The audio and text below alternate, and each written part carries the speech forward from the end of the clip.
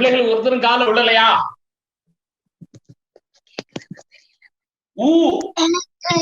சொல்றோம் இதழ் குவி உயிர். என்ன குவி உயிர்?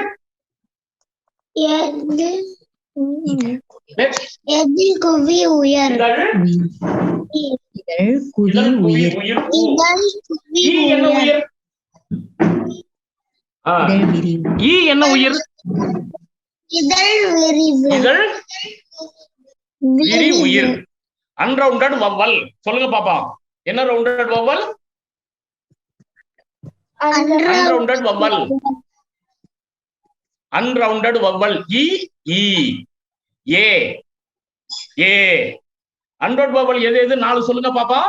இ இ ஏ ஏ. ரவுண்டட் வவ்வல் 4 எது சொல்லுங்க பாப்பா? உ உ ஓ ஓ. சொல்லுங்க. உ உ ஓ ஓ ஓ ஓ. அன்ரவுண்டட் இ இ ஏ ஏ ஏ ஏ. சரி, வெரி குட், நல்லா படிச்சிருக்கீங்க. இந்த அ ஆ 2 இருக்கே, அதுக்கு பேரு இதழ் விரி உயிரா, இதழ் குவி உயிரா, நடு உயிரா? என்ன உயிர்னு சொல்லுங்க பாப்பா. இதழ் குவி ஊ ஊ ஓ ஓ. இதழ் விரி இ இ ஏ ஏ. நடு உயிர்னு எதை சொன்னோம்? மறந்து போச்சு, போன வாரம் சொன்னமே. அ ஆ. அ ஆ 2க்கு என்ன உயிர்னு பேரு? Medial vowel. நடு உயிர்னு பேரு. என்ன உயிர்னு பேரு? நடு நடு உயிர். நடு உயிர் எழுத்து. சொல்லுங்க. நடு உயிர் எழுத்து. சரி, இப்ப பாடத்துக்கு வந்துருவோம். இதுல ஃப்ரண்ட் வவ்வல் எது, பேக் வவ்வல் எது? முன் உயிர் எது, பின் உயிர் எது? ஈயும் ஊவும் முன் உயிர், ஏயும் ஓவும் பின் உயிர். பின் உயிர்னா பேக் வவ்வல், முன் உயிர்னா ஃப்ரண்ட் வவ்வல். சொல்லுங்க பாப்பா. ஈயும் ஊவும் முன் உயிர். ரோஷினி சொல்லுங்க. ஈயும் ஊவும் என்ன உயிர்? முன் உயிர், ஃப்ரண்ட் வவ்வல். அப்படிதானா? ஏ ஏ நீ உச்சரிக்கும் போதே பாருங்களேன். ஈ அப்படின்னா இதழ் முன்னால, ஊ அப்படின்னா முன்னால ஃப்ரண்ட் உயிர், பேக் பின்னால, ஏ ஓ. அந்த அந்த ஒலியே வந்து வாயில நடுப்பகுதியில நிலை கொள்ளும். இப்படி நடுப்பகுதியில பின்பகுதியில நிலை கொள்வதால் பின் உயிர். ஒலி முன்பகுதியில் நிலை கொள்வதால் முன் உயிர். முன்னுயிருக்கும் பின்னுயிருக்கும் உங்களுக்கு வித்தியாசம் தெரியுதா? ஆமா ஐயா. Right, very good. அப்ப திரும்ப நீங்க எழுதிக்கங்க. ஈயும் ஊவும் முன்னுயிர், ஃப்ரண்ட் வவ்வல். இங்கிலீஷ்லயும் அப்படிதான். ஆமா, மறந்துடக்கூடாது. அங்க இ ஐ இது ரெண்டுமே, ஐங்கிறது முன்னுயிர், ஈங்கிறது பின்னுயிர். அங்க அதே போல யூங்கிறது ஃப்ரண்ட் வவ்வல், ஓங்கிறது பேக் வவ்வல். மறந்துடக்கூடாது. இது உலக மொழிகள் எல்லாத்துக்கும் பொதுவான இலக்கண கோட்பாடு. அதனாலதான் நான் உங்களுக்கு திரும்ப திரும்ப வலியுறுத்துறேன். இந்த வவ்வல் ட்ரையாங்கல் அப்படிங்கிறது உலக மொழிகள் எல்லாத்துலயும் இருக்கு, அதையும் மறந்துடக்கூடாது. இதெல்லாம் நம்ம கடந்த வகுப்புலயே பார்த்தோம். ஆமா, கடந்த வகுப்புல சுட்டெழுத்துக்கள்னு 3 சொன்னோம். எது 3ஐயும் சுட்டெழுத்துக்கள்னு சொன்னோம்? ரோஷினி சொல்லுங்க. சுட்டெழுத்துக்கள்னு எந்த 3ஐயும் சொன்னோம்? நினைவில் இருக்கிறதா? இல்லையா. எந்த 3 எழுத்துக்களை சுட்டெழுத்துக்கள் என சொன்னோம்? Very good. அ இ உ 3ஐயும் என்னன்னு சொன்னோம்? சுட்டெழுத்துன்னு சொன்னோம். Very good, very good. எந்த எழுத்துக்களை வினா எழுத்துக்கள்னு சொன்னோம்? சொல்லுங்க பாப்போம். வினா எழுத்துக்கள் ஆ ஓ ஏ யா, இதுக்கெல்லாம் வினா எழுத்துன்னு சொன்னோம். மறந்துட்டீங்க? அதுக்குள்ள ஒரு வாரம் ஆறதுக்குள்ள மறந்து போச்சு, மறக்கப்படாது. வினா எழுத்துக்கள், சுட்டெழுத்துக்கள். கடந்த வகுப்புல நம்ம சொன்னதை இப்போ ஒரு 10 நிமிடம் மீள் பார்வை பார்க்க போறோம். அப்பதான் உங்களுக்கு அடுத்தது சொன்னா புரியும். கடந்த வகுப்புல இந்த சுட்டெழுத்துக்கள்ல மூணு சொன்னான். அகச்சுட்டு, புறச்சுட்டு, திரிபு சுட்டுன்னு சொன்னான். ஆமா, இந்த அவன் இவன் ஒவ்வொன்லாம் அகச்சுட்டுன்னு சொன்னோமா புறச்சுட்டுன்னு சொன்னோமா? என்ன பெயர் சொன்னோம்? சொல்லுங்க பாப்போம். லட்சணா சொல்லுங்க பாப்போம். அகச்சுட்டு. Very good, very good. அக்கோயில், இக்கோயில், எம்மனிதன், அம்மனிதன், இதெல்லாம் என்ன சுட்டுன்னு சொன்னோம்? புறச்சுட்டு. எம்மனிதன் புறவினா. இது ரெண்டு நல்லா உங்களுக்கு தெரியும் நினைக்கிறேன். அந்த கோயில், இந்த கோயில், அந்த வீடு, இந்த வீடு, அதெல்லாம் திரிந்து வந்திருக்கிறது. ஆகையினால இது என்ன சுட்டுன்னு சொன்னோம்? Very good, very good, very good, very good. திரிபு சுட்டு. என்ன சுட்டு? திரிபு சுட்டு. அதே போல வினாவும் பார்த்தோம். அந்த, எந்த, இப்ப எங்க இருக்கு? அகவினா. அவனா இவனா புறவினா. எந்த கோயில்? திரிபு வினா. அப்போ அகச்சுட்டு புறச்சுட்டு மாதிரியே அகவினா புறவினா இருக்கு. அதே போல திரிபு வினான்னு ஒன்னும் இருக்கிறது என்பதை தம்பிகள் நன்றாக புரிந்து கொள்ள வேண்டும். சரி, கடந்த வகுப்புல உயிரெழுத்துக்கள் 12ல ஆ இ உ ஏ ஓ குறில்னு சொன்னோம். ஆவண்ணா, ஈயண்ணா, ஏன்னா, ஐயண்ணா, ஓனா, அவ்வண்ணா, நெடில்னு சொன்னோம். அதுல இப்ப நம்ம இந்த உயிர் முக்கோணத்தை எழுதி போட்டிருக்கோம் பாருங்க. ஆவுக்கு ஆ, ஈக்கு ஈ, ஏக்கு ஏ, ஊக்கு ஊ, ஓக்கு ஓ, இப்படி நம்ம எழுதி போட்டிருக்கோம். இந்த பபல் ட்ரையாங்கல் எழுதி போட்டு இது வந்து ஊக்கு ஊ சொல்லியிருக்கோம். இது வந்து ஓவுக்கு ஓன்னு சொல்லியிருக்கோம். இத வந்து பின்னுயிர்னு சொல்லி இதழ் குவியுயிர்னோம். இத முன்னுயிர்னு சொன்னோம். இத ஆ நடு உயிர்னு சொன்னோம். இப்ப பாருங்க, இந்த முக்கோணத்துக்குள்ள இதை அடக்கிட்டோம். பபல் ட்ரையாங்கல் அப்படின்னு சொல்லிட்டோம். இத பேக் பபல்னு சொன்னோம். இதெல்லாம் நெடில் எழுத்துக்களை பூரா இங்க நீட்சின்னு சொன்னோம். லென்த் வவல்னு சொன்னோம். லென்த் வவல்னு சொன்னோம். ரெண்டு எழுத்தை இதுல நம்ம சொல்லல. எது ரெண்டையும் சொல்லலனா இந்த ஐ அவு ரெண்டையும் சொல்லல. இந்த ஐ அவுக்கு போன வகுப்புல ஒரு பேர் சொன்னோம். என்ன பேர் சொன்னோம்னு சொல்லுங்க பாப்பா, யாராவது ஒருத்தர். ஐ அவு. ஐ அவுக்கு லிங்குஸ்டிக்ஸ்ல ஒரு பேர் இருக்குன்னு சொன்னோம். என்ன பெயர் சொன்னோம்? யாருக்காவது நினைவில் இருக்கிறதா? யாருனாலும் சொல்லலாம். லட்சணா சொல்லலாம், யுவராஜ் சொல்லலாம், ரோஷினி சொல்லலாம். இந்த ஐக்கு அவுக்கும் என்ன பேரு? இங்கிலீஷ்ல டிப்டங்னு சொன்னேன். தமிழ்ல என்ன பேர் சொன்னேன்? கூட்டுயிர், ஈருயிர். கூட்டுயிர் அல்லது ஈருயிர். என்ன உயிர்? ஈருயிர். கூட்டுயிர். சொல்லுங்க. இரண்டு உயிரெழுத்துக்கள் இணைந்து வருவது.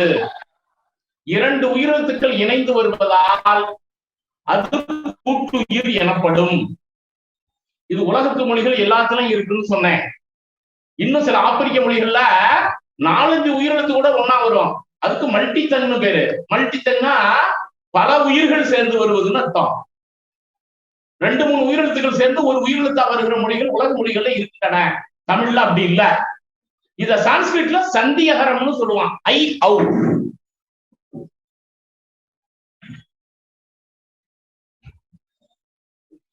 இதையே உங்களுக்கு நான் சொல்ல வேண்டியது இருக்குன்னா, நாளைக்கு யாராவது தமிழ்நாட்டுல டிஎன்பிஎஸ்சி யூபிஎஸ்சி எழுதுனீங்கன்னா இதுக்கு சந்தியகரம்னு பேரு. ஐயக்கும் அவ்வுக்கும் சந்தியகரம்னு பேரு. ஞாபகத்துல வச்சுக்கங்க. சரி, இது நம்ம கடந்த வகுப்புல பார்த்த விஷயங்கள். இப்போ அடுத்த கட்டமா போறோம். இன்றைய வகுப்புல எது சொல்ல வந்தோம் அப்படிங்கறத பத்தி பேச போறோம். அதை பத்தி இப்ப பார்ப்போம். இப்ப என்ன பார்க்க போறோம்னா, initial letter of a word,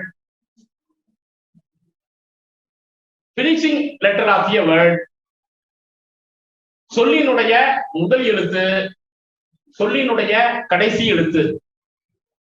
இந்த சொல்லினுடைய முதல் எழுத்து, சொல்லினுடைய கடைசி எழுத்து அப்படிங்கிறதுக்கு 2 கலைச்சொல் இருக்கு. மொழி முதல் எழுத்து, மொழி இறுதி எழுத்து. இனிஷியல் லெட்டருக்கு என்ன தமிழ்ல பேர் சொல்லுங்க பாப்பா? Initial letter. இப்போ யுவராஜ்னு இருக்கு, யூ மொழி முதல் எழுத்து, இஜ் இருக்கு மொழி இறுதி எழுத்து. இப்ப ரோஷினின்னு ஒரு வார்த்தை இருக்கு, ரோ மொழி முதல் எழுத்து, நீ மொழி இறுதி எழுத்து. இப்ப கிருபன் ஒரு சொல்லு இருக்கு, கி மொழி முதல் எழுத்து, இன் மொழி இறுதி எழுத்து. அப்போ ஒரு சொல்லினுடைய முதலில் இருப்பது முதல் எழுத்து, சொல்லினுடைய இறுதியில் இருப்பது இறுதி எழுத்து. எழுதிக்கங்க. சொல்லின் முதலில் இருப்பது, சொல்லின் முதலில் இருப்பது மொழி முதல் எழுத்து. இந்த இடத்துல மொழினா வேர்டுன்னு அர்த்தம், மொழினா லாங்குவேஜ்னு அர்த்தம் இல்ல. மொழி முதல் எழுத்துனா beginning letter of the word அல்லது initial letter of the word.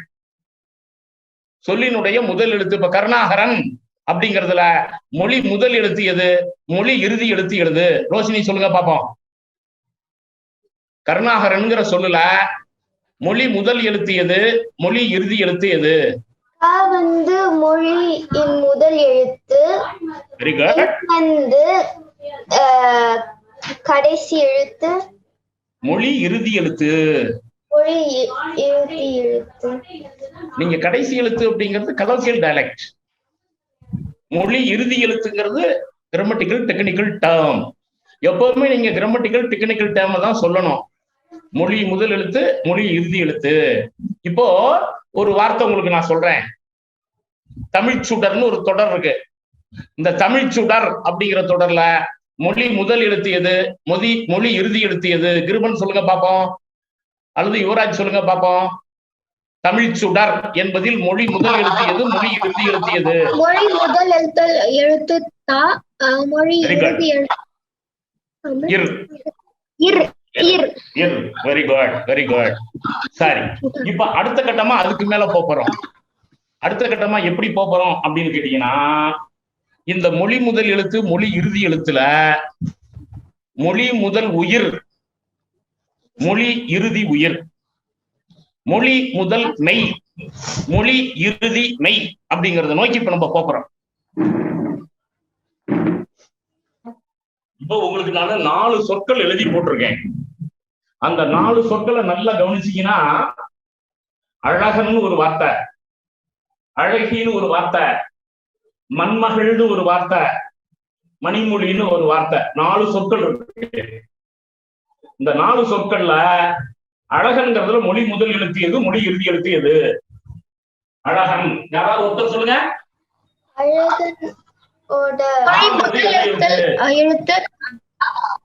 மொழி முதல் எழுத்து. இதை எழுதிக்கங்க. மொழி முதல் உயிர். உயிர் எழுத்தா மெய் எழுத்தா, வவ்வலா கான்சனண்டா? இந்த என்னது? உயிர் எழுத்து. உயிர் எழுத்து. அதனால மொழி முதல் உயிர்னு பேரு.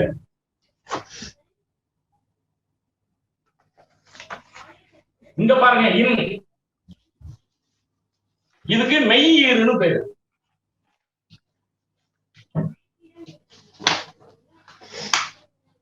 இதுக்கு உயிர் முதல்னு பேரு.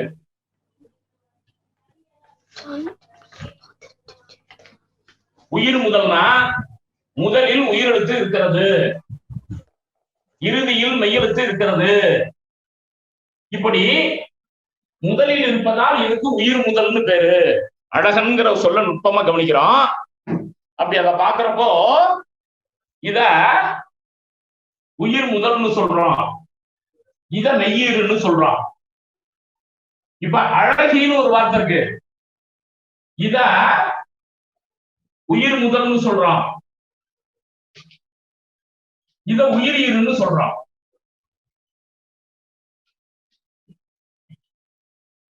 ஆமா. இப்போ மண்மகள் இருக்கு, இந்த மாவுல இம் கூட்டல் ஆ இருக்கு, இம் கூட்டல் ஆ.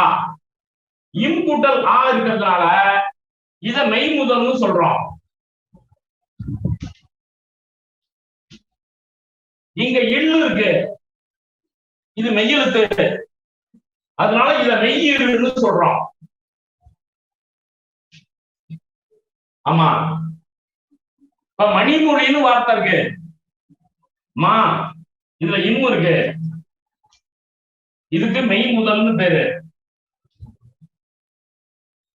இங்க ஈ இருக்கு, இதுக்கு உயிர் ஈறுன்னு பேரு.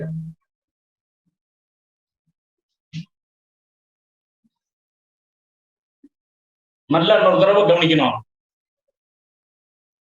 ஒரு சொல்லில் உயிரெழுத்து முதலில் இருந்தால் அது உயிர் முதல் எனப்படும். ஒரு சொல்லில் உயிரெழுத்து முதலில் இருந்தால் அது உயிர் முதல் எனப்படும். ஒரு சொல்லில் இறுதியில் மெய்யெழுத்து இருந்தால் அது மெய் ஈறு என சொல்லப்படும். அது என்ன ஈறு என சொல்லப்படும்? மெய் ஈறு என சொல்லப்படும். இறுதி எழுத்துக்கு என்னென்ன பேரு? மெய் ஈறு. சரி, ஒரு உயிர்மை எழுத்து மொழி முதல்ல இருக்கு. ஒரு வார்த்தைக்கு முதல்ல மொழி முதல் அப்படின்னா பிகினிங் ஆஃப் த லெட்டர் அப்படின்னு சொன்னேன். ஒரு வேர்டினுடைய ஒரு வேர்டினுடைய ஃபர்ஸ்ட் லெட்டர் அப்படின்னு சொன்னேன். அது உயிர்மை எழுத்தா இருந்தா உயிரையும் மெய்யையும் பிரிக்கணும். இப்ப மாங்கிறத பிரிச்சோம்னா முன்னால இம் இருக்கும், அப்புறம் ஆ இருக்கும், அதான் மான்னு வரும். அதனால அதுக்கு மெய் முதல்னு பேரு. இப்ப கனிமொழின்னு ஒரு வார்த்தை இருக்குன்னு வச்சுக்கோமே, அந்த காவை எப்படி பிரிப்பீங்க? இக்கு கூட்டல் ஆ, அந்த இக்கு மொழி முதல். இப்ப கிளின்னு ஒரு வார்த்தை இருக்கு, மொழி முதல் எழுத்து எது? கீ. அந்த கீயை பிரிச்சா எப்படி பிரிப்பீங்க? இக்கு கூட்டல் ஈ. அந்த இக்கு முதல் இருக்கிற அது உயிர் முதலா மெய் முதலா? கிளியில் முன்னாடி இருப்பது உயிர் முதலா மெய் முதலா? மெய் முதல். இப்ப கருணாகரன் ஒரு வார்த்தை இருக்கு, காங்கிற எழுத்து இருக்கு, அதை எப்படி பிரிப்பீங்க? சொல்லுங்க ரோஷினி கருணாகரன். காங்கிற வார்த்தையை பிரிங்க, சொல்ல எழுத்த பிரிங்க. இக்கு கூட்டல் இக்கு பிளஸ் இக்கு கூட்டல் ஆ. இக்கு கூட்டல் ஆனா முன்னால இக்கு இருந்துச்சுன்னா அதுக்கு மெய் முதல்னு பேரு. இப்ப உதயணன் ஒரு வார்த்தை இருக்கு, ஊ உயிரெழுத்தா மெய்யெழுத்தா? உதயணன் என்பதில் இருக்கிற ஊ உயிரெழுத்தா மெய்யெழுத்தா? சும்மா ரோஷினி பயப்படாம சொல்லுங்க. உயிர் முதல். Very good. உயிர் முதல். என்ன ஈறு உதயணன்ல? என்ன உயிர் முதல்? மெய் முதல் மெய்யீறு. மெய்யீறு. இப்ப அணில்னு ஒரு சொல் இருக்கு, அதுல என்ன முதல் என்ன ஈறு? அணில்னு ஒரு வார்த்தை இருக்கு, அணில்ங்கிற வார்த்தைக்கு சொல்லுங்க பாப்போம். அணில் வந்து உயிர் முதல்ல. Very good. இல் வந்து மெய்யீறு. மெய்யீறு. Very good. நல்லா சொல்றீங்க, அருமையா சொல்றீங்க, சிறப்பா சொல்றீங்க. இப்ப காகம்னு ஒரு வார்த்தை இருக்கு, மொழி முதல்ல என்ன எழுத்து இருக்கு? கா இருக்கு. அது இக்கு கூட்டல் ஆ. அது மெய் முதலா உயிர் முதலா? மெய் முதல். மெய் முதல். இம் என்னது? மெய்யீறு. இப்ப பெரியன்னு ஒரு வார்த்தை இருக்கு, ஆர் பெரியன்னு ஒரு வார்த்தை இருக்கு. பெரியங்கிற வார்த்தையை எடுத்துக்குவோம். பே என்னது? ஈ என்னது? சொல்லுங்க பாப்போம். பேல மொழி முதல் எழுத்து எது?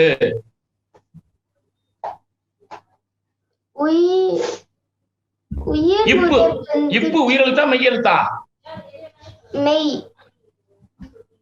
மெய்யெழுத்து.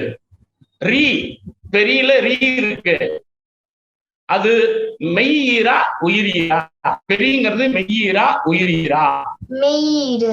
மெய்யீறு. உயிரீறு. ஈ தான் கடைசியில இருக்கு, ஈ கடைசியில இருக்கிறதுனால அது உயிரீறு. இப்ப மணிமொழியில கடைசியில ஈ இருந்ததுனால அதை என்ன ஈருன்னு சொன்னோம்? லீல இருக்கக்கூடிய ஈய உயிரீருன்னு சொன்னோம். அப்படிதான் இதுவும். அது நம்ம கொஞ்சம் நுட்பமா கவனிக்கணும், ரொம்ப ரொம்ப நுட்பமா கவனிக்கணும். அந்த இகரத்துல முடிகிற வார்த்தை உகரத்துல. இப்ப குரங்குன்னு ஒரு வார்த்தை இருக்கு, குரங்கு கடைசியில ஒரு கூ இருக்கு பாருங்க, அதை எப்படி பிரிப்பீங்க? இக்கு கூட்டல் ஊ. இக்கு கூட்டல் ஊன்னு பிரிச்சீங்கன்னா அது உயிரீரா மெய்யீரா? அந்த ஊ உயிர் ஈரு. என்ன ஈரு? உயிர் ஈரு. சரி, இப்ப வாழை இலைன்னு ஒரு வார்த்தை இருக்கு. என்ன இலை? வாழை இலை. வாழை இலை. அந்த இலை ஐன்னு முடியுது, இல் கூட்டல் ஐன்னு வருது. அது ஈற்றில் இருக்கிறது உயிரா மெய்யா? ஐ உயிரெழுத்தா மெய்யெழுத்தா? உயிர் எழுத்து. அப்ப அது ஈரு உயிர் ஈரா மெய்யீரா? உயிர் ஈரு. Very good. வாழை இலை என்பது தொடக்கத்துல மெய் முதல் இருக்கு, கடைசியில உயிர் ஈரு இருக்கு. சரி, இப்ப வாழைப்பழம் அப்படின்னு ஒரு சொல் சொல்றேன். அந்த இம் உயிர் ஈரா மெய்யீரா? வாழைப்பழம் உயிரிரு மெய்யிரு. வாழைப்பழம் இம் உயிரெழுத்தா மெய்யெழுத்தா? மெய்யீரு. என்ன ஈரு? மெய்யீரு. சரி, இப்ப அலைபேசின்னு ஒரு வார்த்தை இருக்கு. செல்போனா தமிழ்ல அலைபேசிங்கிறோம். அலைபேசியில முதல் எது ஈரு எது? சொல்லுங்க பாப்போம். அலைபேசி வார்த்தை, அதுல முதல் எழுத்து எது, ஈற்று எழுத்து எது? முதல் வந்து அலைபேசி. உயிர். அலையில இருக்கக்கூடிய ஆ உயிரா மெய்யா? உயிர். பேசியில் இருக்கக்கூடிய ஈ உயிரா மெய்யா? உயிர். உயிர். அப்ப உயிர் முதல் உயிர் ஈரு. அலைபேசி என்னது? உயிர் முதல் உயிர் ஈரு. இப்ப கணினின்னு ஒரு வார்த்தை இருக்கு. இப்ப கம்ப்யூட்டர் தமிழ்ல கணினின்னு சொல்றோம். அந்த கணினி என்ன முதல் என்ன ஈரு? மெய் முதல். மெய் முதல். Very good. உயிர் ஈரு. Very very very very good, very good, very good. நன்று நன்று நன்று நன்று. சரி, இப்போ வைஃபை தமிழ்ல பகிரலைன்னு சொல்றோம். வைஃபை இருக்குல்ல, தமிழ்ல என்ன அலைன்னு சொல்றோம்? அருகலை. பகிரலை இல்ல, அருகலை. பக்கத்துல இருக்கிற அலை, அதனால அருகலைன்னு சொல்றோம். ஐயா, நான் ஊர்ல இருக்கேன், வகுப்புல இருக்கேன். ஆமா ஆமா ஆமா, நன்றி. நாளைக்கு வரேன். அருகலைன்னு ஒரு வார்த்தை இருக்கு. ஆ என்ன, ஐ என்ன? ஆ என்ன, ஐ என்ன? உயிர் முதல். உயிர் முதல் உயிர் ஈரு. உயிர் முதல் அருகலை. பகிரலை சரி.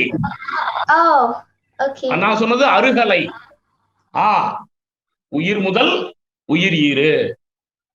சரி, அப்ப புரியுதா? உயிர் ஈரு மெய்யீரு. உயிர் முதல் மெய் முதல் சொல்ல தெரியுதா உங்களுக்கு? பிள்ளைகளுக்கு எல்லாராலையும் சொல்ல முடியுமா? நான் இப்ப புதுசா ஒரு வார்த்தை சொன்னா யாராவது சரியா சொல்லுவீர்களா? ஆசிரியர். சொல்லுங்க. ஆசிரியர். ஆசிரியர்ங்கிற வார்த்தையை சொல்லுங்க. ஆசிரியர்னு ஒரு வார்த்தை இருக்கு, அத சொல்லுங்க. ஆசிரியர் வந்து முதல் உயிர் முதல். உயிர் முதல். உயிர் முதல். மெய் ஈரு. Very good. மெய்யீரு. ஆசிரியர்ல ஆ உயிர் முதல், இரு என்னது?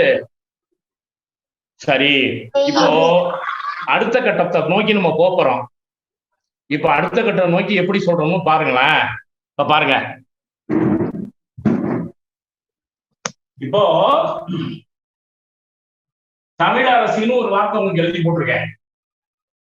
இதை யாராவது பிரிச்சு சொல்லுங்க பாப்போம். தமிழரசி அப்படிங்கிறத சரியாக யார் பிரித்து சொல்ல முடியும்?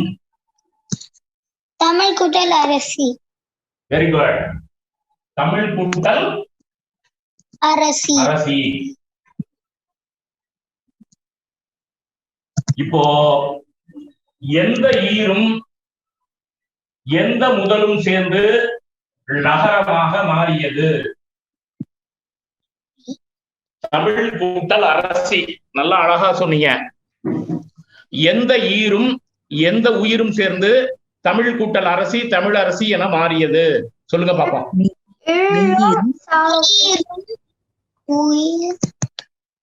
இல் என்ன ஈரு? உயிரீரா மெய்யீரா?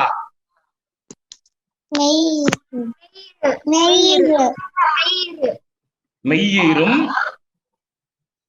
உயிர் முதலும் சேர்ந்து, எதுவும் சேர்ந்து, மெய்யீரும் உயிர் முதலும் சேர்ந்து எப்படியாச்சு தமிழ் அரசின்னு தமிழ் கூட்டல் அரசி வந்துச்சு. இப்ப புரியுதா? இதுல இழி என்பது இங்க இலக்கணத்துல உடல் எனப்படுகிறது. இழ் என்பது என்னது? உடல். மெய், மெய்னா என்னன்னு அர்த்தம்? உடல்னு அர்த்தம். உடம்ப மெய்ன்னு சொல்றோம் இல்லையா? ஆமா, அது உயிர். உடல் மேல் உயிர் வந்து ஏறுகிறது. இழ்ங்கிற உடல் மேல ஊங்கிற உயிர் சேர்ந்து ழான்னு மாறி தமிழ் கூட்டல் அரசி தமிழ் அரசின்னு வந்துச்சு. தமிழ் கூட்டல் அரசி எப்படி வந்துச்சு? தமிழ் அரசுன்னு வந்துச்சு. இப்ப தமிழ் அன்னை பிரிச்சு சொல்லுங்க. தமிழ் அன்னை, தமிழ் கூட்டல் அன்னை. எந்த ஈற்றின் மேல் எந்த உயிர் ஏறியது? இழ் என்கிற மெய்யீற்றின் மேல் ஆ என்கிற உயிர் முதல் சேர்ந்து தமிழ் கூட்டல் அன்னை எப்படி வந்துச்சு? தமிழ் அன்னை என வந்தது. அப்படிதானா? தமிழ் கூட்டல் அன்னை. ஆமா, தமிழ் அன்னை. சரியா? இப்ப வாழை இலை. சரி, வாழை இலைங்கிற சொல்ல பெரியங்க.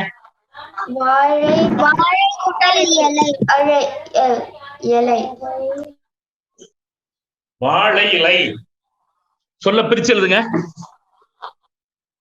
வாழை கூட்டல் இலை. இப்ப நம்ம அடுத்த கட்டத்துக்கு போறோம். வாழை கூட்டல் இலை என்ன இலை? வாழை இலை.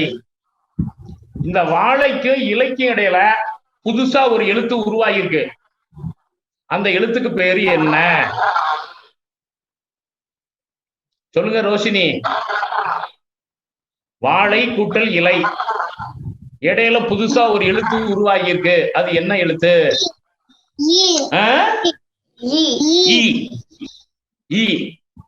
இதுக்கு உடம்படு மெய்னு பேரு.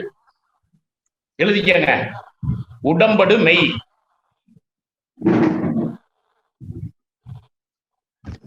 அது பேர் என்ன ஐயா? நல்லா கவனிச்சுக்கணும். ரெண்டு பக்கமும் வவ்வல் இருக்கு. வாழையில இருக்கக்கூடிய ஐயும் வவ்வல், இலையில இருக்கக்கூடிய ஈயும் வவ்வல். ரெண்டும் வவ்வலா இருக்கிறதுனால இடையில ஈன்னு ஒரு உடம்படுமை வருகிறது. வாழை இலை. அப்போ ரெண்டு வவ்வல் வந்து ஒன்னா சேர முடியாது. இடையில ஒரு கான்சனன்ட் வரணும். அதுதான் ஈன்னு பேரு. அதுக்கு உடம்படு மெய்னு பேரு. ரெண்டு உடம்படு மெய்கள் இருக்கின்றன. ஈ இவ். எத்தனை உடம்படு மெய் இருக்கின்றன? இரண்டு உடம்படுமை. எதுவும் உடம்படுமைன்னு சொன்னேன். ஈயும் இவ்வும். இது ரெண்டுக்கும் என்னன்னு பேரு? உடம்படு மெய்ன்னு பேரு. இப்ப பாருங்களேன், ஆவூர்னு ஒரு வார்த்தை இருக்கு. ஆனா பசுமாடுன்னு அர்த்தம். பசுமாடு மேயிற ஊருக்கு ஆவூர்னு பேரு. ஆமா, கோவூரும் அப்படிதான். கோனாலும் பசுமாடுதான். கோ கூட்டல் ஊடு ஊர் கோவூர். இப்ப அந்த வார்த்தையை பிரிச்சு எழுதுறேன் பாருங்க. கோவூர்.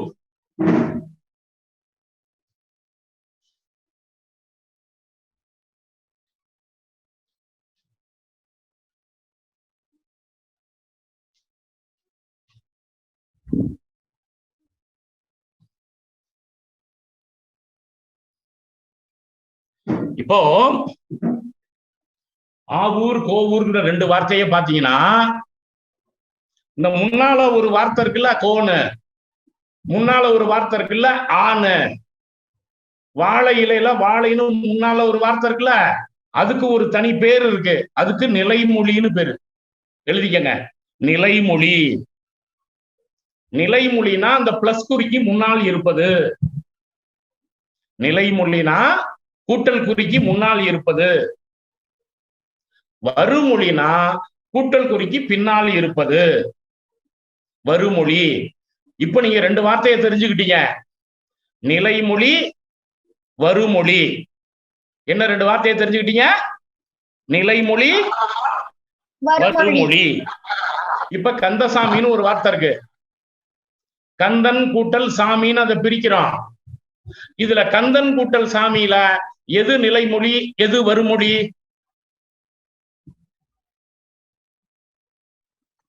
ரோஷினி சொல்லுங்க. கந்தசாமிங்கிறதுல கந்தன் கூட்டல் சாமி எது நிலைமொழி எது வருமொழி? கந்தன் நிலைமொழி, சாமி என்ன மொழி? வருமொழி. வருமொழி. வாழை இலையில வாழை நிலைமொழி, இலை வருமொழி. ஆவூர் ஆ நிலைமொழி, ஊர் வருமொழி. கோவூர் கோ நிலைமொழி, ஊர் வருமொழி. எல்லா சொல்லையும் இதுக்கு லிங்குஸ்டிக்ஸ்ல காம்பவுண்ட் ஃபார்ம்னு பேரு. Compound morpheme. என்ன மார்பீம்? Compound morpheme. கட்டுருபன் அல்லது செயற்கை உருபன், கட்டுருபன். லிங்குஸ்டிக்ஸ்ல அதுக்கு மார்பீம்னு பேரு, வார்த்தைன்னு பேரு. ரெண்டு சொற்கள் கட்டப்பட்ட வார்த்தை காம்பவுண்ட் மார்பீம். நல்ல தெளிவா தெரிஞ்சுக்கணும். காம்பவுண்ட் மார்பீம், வாழைன்னு ஒரு மார்பீம் இருக்கு, இலைன்னு ஒரு மார்பீம் இருக்கு. ரெண்டு மார்பீமை சேர்ந்ததையும் வாழை இலை காம்பவுண்ட் மார்பீம். இப்ப கரும்பலகைன்னு ஒரு வார்த்தை இருக்கு, கருமை கூட்டல் பலகை. ரெண்டு சொல் ஒன்னா வர்றதுனால அதுக்கு காம்பவுண்ட் மார்பீம். இப்ப காம்பவுண்ட் மார்பீம்னா உங்களுக்கு என்னன்னு தெரியுதா? அப்ப யூனிட்டரி மார்பீம்னா என்னன்னு தெரியணும். வாழைங்கிறது யூனிட்டரி ஃபார்ம், யூனிட்டரி ஃபார்மீம் மார்பீம் வாழை. இலை ஒரு யூனிட்டரி மார்பீம். இந்த ரெண்டு யூனிட்டரி மார்பீம் சேர்ந்து ஒரு காம்பவுண்ட் மார்பீமா வரும். நல்ல தெளிவா தெரிஞ்சுக்கணும். உலகத்துல எல்லா மொழியிலையும் யூனிட்டரி, யூனிட்டரினா தனியா இருக்கிற வார்த்தை. இப்ப தமிழ்னு ஒரு வார்த்தை இருக்கு, அது ஒரு யூனிட்டரி ஃபார்ம், யூனிட்டரி மார்பீம். இப்ப வீடுன்னு ஒரு சொல்லு இருக்கு, அது ஒரு யூனிட்டரி ஃபார்ம். யூனிட்டரினா தனிநிலையில் இருக்கிற வார்த்தை. இப்ப ரெண்டு சொல் சேர்ந்து வருது. இப்ப பேருந்துன்னு ஒரு சொல்லு இருக்கு, அதை யாராவது பிரிச்சு சொல்லுங்க பாப்போம். பஸ்ஸ தமிழ்ல பேருந்துங்கிறான், பிரிச்சு சொல்லுங்க. பெருமை கூட்டல் உந்து, பெருமை கூட்டல் உந்து. ஆமா. இப்ப பெரியப்பான்னு ஒரு வார்த்தை இருக்கு, சித்தப்பான்னு ஒரு வார்த்தை இருக்கு, பிரிச்சு சொல்லுங்க. பெரியப்பானா என்ன, சித்தப்பானா என்ன?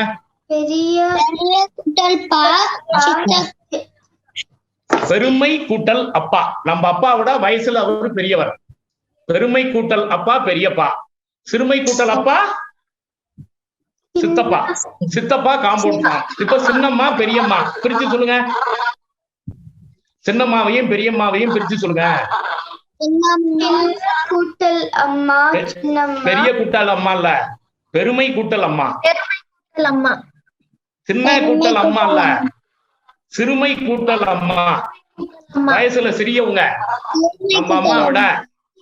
சிறுமை கூட்டல் அம்மா, பெருமை கூட்டல் அம்மா பெரியம்மா, சின்னம்மா பெரியப்பா சித்தப்பா. இதெல்லாம் காம்பவுண்ட் ஃபார்ம், அது யூனிட்டரி ஃபார்ம் கிடையாது. இப்ப அப்பா அம்மான்னு இருக்கு, அது யூனிட்டரி ஃபார்ம். தங்கை யூனிட்டரி ஃபார்ம், அக்கா யூனிட்டரி ஃபார்ம். ஆமா. யூனிட்டரி ஃபார்ம்னா individual word or single word. Single word is called unitary form. இப்போ கல்லு, மண்ணு, கல், மண், நீர். இப்ப தண்ணீர் கிடையாது, தண்ணீர் காம்பவுண்ட் ஃபார்ம். வெந்நீர் காம்பவுண்ட் ஃபார்ம். ரெண்டு வார்த்தை சேர்ந்து இருந்தா அதுக்கு காம்பவுண்ட் ஃபார்ம்னு பேரு. நான் உங்களுக்கு லிங்குஸ்டிக்ஸ் ஏன் சொல்லி தரேன்னா, நாளைக்கு வேற ஒரு மொழி படிக்கிறப்போ this is called unitary form, this is called compound form அப்படின்னா உங்களுக்கு புரியணும். காம்பவுண்ட் ஃபார்ம்னா இரண்டு சொல் சேர்ந்து இருப்பது, யூனிட்டரி ஃபார்ம்னா ஒரு சொல் தனியாக இருப்பது. சரியா? இப்ப காம்பவுண்ட் ஃபார்முக்கு யூனிட்டரி ஃபார்முக்கு வித்தியாசம் தெரியுதா தெரியாதா? தெரியும். சரி, இப்ப மாங்காய்னு ஒரு சொல்லு இருக்கு, அது யூனிட்டரி ஃபார்மா காம்பவுண்ட் ஃபார்மா? Compound form. அதுல என்ன யூனிட்டரி ஃபார்ம் இருக்கு? மாங்கா, அப்புறம் மா கூட்டல் காய், மா கூட்டல் காய். மாம்பழம் அது ரெண்டா பிரிங்க. மா கூட்டல் பழம். வாழைக்காய பிரிங்க. வாழை கூட்டல் காய். அப்ப வாழைக்காய் என்பது காம்பவுண்ட் ஃபார்ம், வாழை என்பது யூனிட்டரி ஃபார்ம், தனிச்சொல், தனிநிலை சொல். ஆமா, மொழியில இந்த மாதிரி. இப்ப 2 மாங்காய்னு சொல்றேன், இரு மாங்காய், அது காம்ப்ளெக்ஸ் ஃபார்ம். முதல்ல யூனிட்டரி, ரெண்டாவது காம்பவுண்ட், மூணாவது காம்ப்ளெக்ஸ். காம்ப்ளெக்ஸ்னா 3. ஆமா, இப்போ 4 சொல் சேர்ந்திருக்கு, அதுக்கு சிந்தட்டிக் ஃபார்ம்னு பேரு. இப்போ பல்கலைக்கழகம் அப்படின்னு இருக்குன்னு வச்சுக்கோமே, அது வந்து சிந்தட்டிக் ஃபார்ம். சிந்தட்டிக்னா 4-5 சேர்ந்து இருக்கிறதுன்னு அர்த்தம். ஒரு தொடரில் 4-3 சொற்கள் இணைந்து இருந்தால் அதுக்கு தமிழ்ல ஒருங்கிணைந்த சொல், இணைப்பு, அந்த கூட்டு சொல், இதெல்லாம் உங்களுக்கு தெரியணும். சரி, இப்ப பாடத்துக்கு வந்துருவோம். உடம்படுமைன்னு 2 எழுத்து சொன்னோம், எதையும் உடம்படுமைன்னு சொன்னோம். இப்ப நினைவு இருக்கிறதா? உடம்படுமை என்பது யாது? அந்த 2 எழுத்துக்கள் யாவை? அது ஈயும் இவ்வும். வெரி குட் ரோஷினி, நல்லா படிக்கிறீங்க. ஈயும் இவ்வும் உடம்படுமை. அதுக்கு லிங்குஸ்டிக்ஸ்ல என்ன பேருன்னு தெரியுமா? எழுதிக்கங்க. அரை உயிர், செமி பப்பல்னு எழுதிக்கங்க. செமி பப்பல். 2 பக்கம் உயிரெழுத்து இருக்கிறதுனால ஒரு கான்சனன்ட் வவ்வலா மாறுது, பாதி உயிரெழுத்தா மாறிடுது. ஒரு மெய்யெழுத்து பாதி உயிரெழுத்தா மாற முடியும் in linguistics. That is called semi vowel, அரை உயிர். எழுதிக்கங்க. இ இவ் என்பது மொழியியலில் அரை உயிர் எனப்படும். எல்லா மொழியிலையும் அரை செமி பப்பல் இருக்கு. இங்கிலீஷ்ல இருக்கு, ஜெர்மன்ல இருக்கு, பிரெஞ்சுல இருக்கு, இத்தாலியில இருக்கு, ருஷ்யன் லாங்குவேஜ்ல இருக்கு. எல்லா லாங்குவேஜ்லயும் பப்பல் இருக்கு, கான்சனன்ட் இருக்கு, செமி பப்பல் இருக்கு. இந்த செமி பப்பல்னா உங்களுக்கு என்னன்னு தெரியணும். ஒரு மெய்யெழுத்து அல்லது ஒரு கான்சனன்ட் 2 பக்கமும் உயிரெழுத்து இருந்துச்சுன்னா பாதி உயிரெழுத்தாக மாறிவிடும்.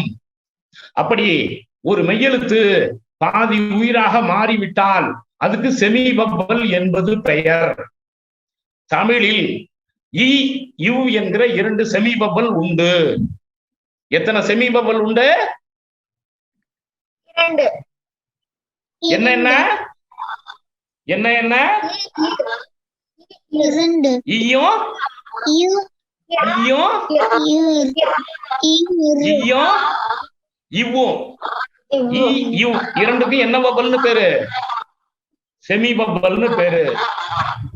இப்போ வவ்வலை பற்றி நம்ம நடத்தினோம் நேத்து. இதழ் விரி சொன்னோம், இ இ ஏ. இதழ் குவி சொன்னோம், உ உ ஓ. ஞாபகம் இருக்கா? அப்புறம் கூட்டுயிர்னு சொன்னோம், எதையும் கூட்டுயிர்னு சொன்னோம். ஐயும் அவ்வும் டிப்தங்னு சொன்னோம், ஈருயிர். அது ஒரு உயிரெழுத்து இல்ல, 2 உயிரெழுத்து. அதனாலதான் அதை வவ்வல்னு சொல்றது இல்ல. தமிழ்ல வவ்வல் வந்து 5 தான். ஆ இ உ ஏ ஓ தான். சாரப்ப ஆ இ உ ஏ ஓ என்னன்னா அது லெங்க்தட் வவ்வல். அது என்ன வவ்வல்? லெங்க்தட் வவ்வல். 5 5 10 2 ஈருயிர் சொன்னோம், ஐயும் அவ்வும் ஈருயிர்னு சொன்னோம். 10 2 12. அப்ப நம்ம தமிழ் பாடத்துல படிக்கிற உயிரெழுத்துக்கள் 12 படிக்கிறது மரபிலக்கணம். உயிரெழுத்து 5ன்னு படிக்கிறது லிங்குஸ்டிக்ஸ். உயிரெழுத்து 5ன்னு படிச்சா என்னது? linguistics. லிங்குஸ்டிக்ஸ். சொல்லுங்க. Linguistics. லிங்குஸ்டிக்ஸ் மொழியியல். லிங்குஸ்டிக்ஸ்னு சொல்லுங்க. LINGUISTICS எழுதி போட்டுமா? லிங்குஸ்டிக்ஸ் வார்த்தையை கத்துக்கிறீங்களா?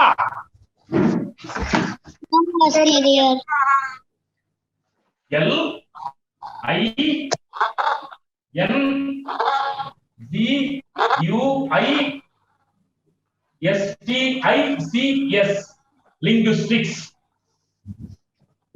இன்னைக்கு ஒரு புது வார்த்தையை கத்துக்கிட்டீங்க. லிங்குஸ்டிக்ஸ்னு ஒரு வார்த்தையை கத்துக்கிட்டீங்க. இந்த லிங்குஸ்டிக்ஸ்னா என்ன? அது பெருசு. லிங்குஸ்டிக்ஸ்ல எம்ஏ இருக்குது, லிங்குஸ்டிக்ஸ்ல ஸ்ட்ரக்சரல் லிங்குஸ்டிக்ஸ் இருக்குது, கம்பேரிட்டிவ் லிங்குஸ்டிக்ஸ் இருக்குது, கான்ட்ராஸ்டிவ் லிங்குஸ்டிக்ஸ் இருக்குது, சோசியல் லிங்குஸ்டிக்ஸ் இருக்குது, சைக்கோ லிங்குஸ்டிக்ஸ் இருக்குது, நியூரோ லிங்குஸ்டிக்ஸ் இருக்குது, கம்ப்யூட்டேஷனல் லிங்குஸ்டிக்ஸ் இருக்குது. அது பெரிய படிப்பு. அந்த பெரிய படிப்பை நீங்க படிக்கலாம். நாளைக்கு பட்ட படிப்பு படிக்கிறப்ப படிக்கலாம். அந்த வார்த்தை உங்களுக்கு தெரியணும். லிங்குஸ்டிக்ஸ்னா என்ன? மொழியை பற்றி படிப்பது. எழுதிக்கங்க. மொழியியல் என்றால் என்ன? மொழியை பற்றி படிப்பது மொழியியல் எனப்படும். மொழியை பற்றி படிப்பது மொழியியல் எனப்படும். நாங்க இங்கிலீஷ்ல அதுக்கு ஒரு வார்த்தை சொல்லுவோம். எல்லாம் நீங்க இங்கிலீஷ் மீடியத்துல படிக்கிற பிள்ளைங்க, அதனால தமிழ்ல சொல்றதை விட இங்கிலீஷ்ல சொன்னா உங்களுக்கு புரியும். அதனால உங்களுக்கு இங்கிலீஷ்ல சொல்ற புரியுற மாதிரி சொல்றேனே. Language defined by language defined by language is called language defined by language is called linguistics. Language defined by language is called linguistics. எங்க யாராவது ஒருத்தர் இங்கிலீஷ்ல வாசிங்க பாப்போம். language defined by language is called என்னது? linguistics. எப்படி எப்படி எப்படி எப்படி சொல்லுங்க. language is defined by language is called linguistics. very good, very good. மொழியை மொழியால் விளக்குவது மொழியியல். எழுதிக்கங்க. மொழியை மொழியை மொழியால் மொழியை மொழியால் விளக்குவது. டிஃபைன் டிஃபைன்னா விளக்குவது. மொழியை மொழியால் விளக்குவது மொழியியல் எனப்படும். அடுத்த வகுப்புல நான் கேட்பேன், வாட் இஸ் லிங்குஸ்டிக்ஸ்னு கேட்பேன். இங்கிலீஷ்ல சொல்லணும். மொழியியல் என்றால் என்னன்னு கேட்பேன். தமிழ்ல சொல்லணும். மொழியை மொழியால் விளக்குவது மொழியியல்னு சொல்லணும். language defined by language is called linguistics னு சொல்லணும். அதெல்லாம் முக்கியம் இல்ல. மொழியியலில் உயிரெழுத்துக்கள் எத்தனை? 5. மொழியியலில் உயிரெழுத்துக்கள் எத்தனை? 12 5 5. Very good. மரபு இலக்கணத்தில் உயிரெழுத்துக்கள் எத்தனை? Traditional grammar 12. மரபு இலக்கணத்தில் எத்தனை? 12. மொழியியல் எத்தனை? 5. சரி. இப்போ ஆ இ உ ஏ ஓ 5 சொன்னோம். அதுக்கு உயிரெழுத்துன்னு பேரு. ஆனா ஈனா ஊனா ஓனா அதுக்கெல்லாம் என்னன்னு பேரு? உயிர் நீட்சி, லெங்தன்ட் வவ்வல். உயிர் நீட்சி. லிங்குஸ்டிக்ஸ்ல பேரு உயிர் நீட்சி, லெங்தன்டு வவ்வல், மறந்துடக்கூடாது. ஐயிகா ஊக்கு என்ன பேர் சொன்னோம்? டிப்தங், DIPTHONG, டிப்தங், ஈருயிர். I, au is called diphthong. This both letter is called diphthong in linguistics. You should know the linguistics also. Then only you can learn many languages in this world. You should learn German. You should learn French. You should learn other languages. When you clarify in Tamil, you can learn easily the other languages. Oh, this is called rounded vowel. This is called unrounded vowel. This is called diphthong. This is called semi-vowel. Semi-vowel means a consonant partially change of vowel is called semi-vowel. In Tamil, E, U is semi-vowel. Can you understand this semi-vowel? Rounded vowel, unrounded vowel, lengthened vowel, lengthened vowel, lengthened vowel. உயிரெழுத்து, உயிரெழுத்துடைய நீட்சி, மறந்துடக்கூடாது. இதழ் விரி ஒளி, இதழ் குவி ஒளி, முன்னுயிர் பின்னுயிர், ஈயும் ஊவும் முன்னுயிர், ஏயும் ஓவும் பின்னுயிர், பேக் வவல். நாக்கு உச்சரிக்கிறப்போ முன்னால உச்சரிக்கிறதுனால முன்னுயிர், நாக்கு உச்சரிக்கப்போ பின்னால உச்சரிக்கிறதுனால பின்னுயிர். பின்னுயிர் தான் என்னமோ நினைச்சுக்க கூடாது, பேக் வவல்னா என்னமோ நினைச்சுக்க கூடாது. ஏன்னா இந்த நாக்கு போய் நடு நாக்கு போய் மேல இருக்கும். ஓ அப்படின்னா பின்னாலதான் இருக்கும். ஊ முன்னால இருக்கும். ஊன்னு உச்சரிச்சு பாருங்க, ஓன்னு உச்சரிச்சு பாருங்க, ஈன்னு உச்சரிச்சு பாருங்க, ஏன்னு உச்சரிச்சு பாருங்க. ஈன்னு உச்சரிக்கிறப்ப இதழ் விரியும் முன்னால எழுத்து வரும். ஏன்னு உச்சரிச்சா பின்னால அந்த எழுத்து வரும். முன்னால இருக்கிறதுனால முன்னுயிர், பின்னால வர்றதுனால பின்னுயிர். Front vowel, back vowel, round vowel, unround vowel, semi vowel. வவ்வல்ல இவ்வளவு விஷயம் இருக்கு. தமிழ்ல தான் இப்படி. உலகம் பூரா 50க்கு மேற்பட்ட வவ்வல்ஸ் உண்டு வேர்ல்டு லாங்குவேஜஸ்ல. அந்தந்த மொழி படிக்கிறப்ப உங்களுக்கு அது தெரியும். டிப்தங் மாதிரி மல்டிதங் இருக்குன்னு கூட முன்னாடியே நான் சொன்னேன். இதெல்லாம் இன்றைய வகுப்புல நம்ம உங்களுக்கு சொல்லியிருக்கோம். மொழி முதல் எழுத்து, மொழி இறுதி எழுத்து, உயிர் முதல், மெய் ஈறு. நீங்க நிலைமொழியினுடைய இறுதி எழுத்தும் வருமொழியின் முதல் எழுத்தும் சேரும் தமிழ் அரசின்னு சொன்னான். தமிழ் அரசில தமிழ் நிலைமொழியினுடைய இறுதி எழுத்துன்னா, அரசிங்கிறதுல ஆங்கிறது வருமொழியினுடைய முதல் எழுத்துன்னு சொன்னான். இந்த கடைசி எழுத்தும் இந்த முதல் எழுத்தும் சேர்ந்து தமிழ் அரசின்னு வரும் அப்படின்னு சொன்னான். நான் உங்களுக்கு தொல்காப்பிய நூற்பாலாம் சொல்லல. ஆமா, மெய் முன் உயிர் தனித்தீயாங்கிறது தொல்காப்பியம், அது அடுத்த கட்டம்.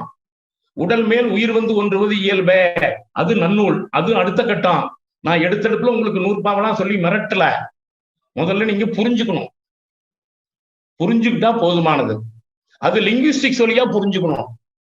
ஏன் லிங்குவிஸ்டிக்ஸ் வழியா புரிஞ்சுக்கணும் அப்படின்னா, உலகத்திலேயே எல்லா மொழியையும் படிக்கிறதுக்கு ஈஸியா இருக்கிற படிப்புக்கு பேர் லிங்குவிஸ்டிக்ஸ்.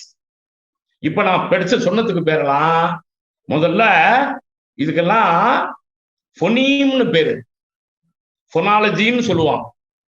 பொனீம் பற்றி படிக்கிறது பொனாலஜி. உச்சரிப்பை பற்றி படிச்சா அதுக்கு பேரு பொனட்டிக்ஸ். சொற்களை பற்றி படிச்சா அதுக்கு பேரு மார்பாலஜி. தொடர்களை பற்றி படிச்சா அதுக்கு பேரு சின்டாக்ஸ். இந்த கலை சொற்கள் உங்களுக்கு தெரியணும். Already I know the phonetics, already I know the phonology, already I know the syntax theories, already I am learning about semantics அப்படின்னு நாளைக்கு நீங்க வகுப்புல போய் பேசுற அளவுக்கு நீங்க திறமையுள்ள மாணவர்களா இருக்கணும். அதுக்குதான் அப்பா அம்மா கொண்டு வந்து உங்க விட்டுருக்காங்க.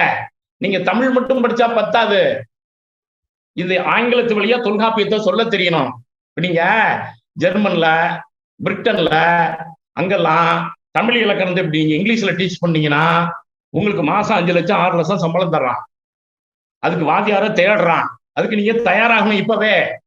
நாளைக்கு ஒரு இங்கிலீஷ் லிட்ரேச்சர், நாளைக்கு ஒரு தமிழ் MA முடிச்சுட்டு அந்த நாட்டுல போய் வெளிநாட்டுக்காரனுக்கு நீங்க தமிழ் சொல்லி தரணும். வெளிநாட்டுக்காரனுக்கு தமிழ் சொல்லி கொடுக்கணும்னா இந்த லிங்குவிஸ்டிக்ஸ் உங்களுக்கு தெரியணும். தெரிஞ்சா பெரிய பெரிய யூனிவர்சிட்டியில பெரிய பெரிய ப்ரொஃபஸரா நீங்க வரலாம். நான் சொல்றது உங்களுக்கு புரியுதா? நல்லா கவனிப்பீங்களா? சார் இன்றைய வகுப்பை முடிச்சிருவோம். எதுவும் ஐயங்கள் இருந்தால் வினவலாம்.